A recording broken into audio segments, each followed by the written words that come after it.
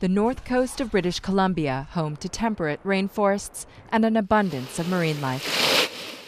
It may also soon be home to a major oil shipping hub that could have drastic consequences for the ecosystem.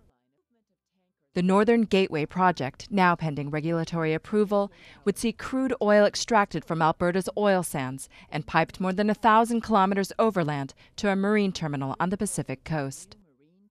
Canada has the world's second largest known oil reserves, but getting to them can be costly. It's not deposits of oil underground, but it's dirt and sand that has oil and bitumen in it, and the bitumen needs to be separated from the dirt and the sand. The extraction process is also more intensive than traditional drilling, using an abundance of heat, water, and chemicals to remove the oil, leaving behind polluted ponds and a scarred landscape.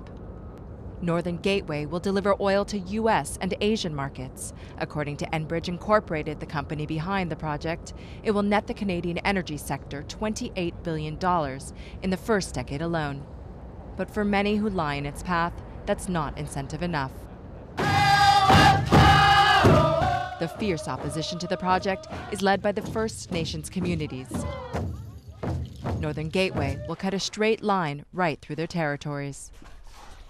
Enbridge has offered payoffs to the tune of some $1 billion to many of these Aboriginal communities, but for most of them, the risks are just too great. There's absolutely nothing that they could offer coastal First Nations that would replace the culture that we already have. And this tanker traffic jeopardizes our culture. Enbridge, which declined to comment on camera for this story, also pledges to bolster safety measures following its pipeline spill in the U.S. last year. These include double-hulled tankers, local guides to help navigate the coastal waters, and emergency spill response stations. The only way that coastal First Nations would ever reconsider this project would be if Enbridge could assure coastal First Nations that there would never be a tanker accident.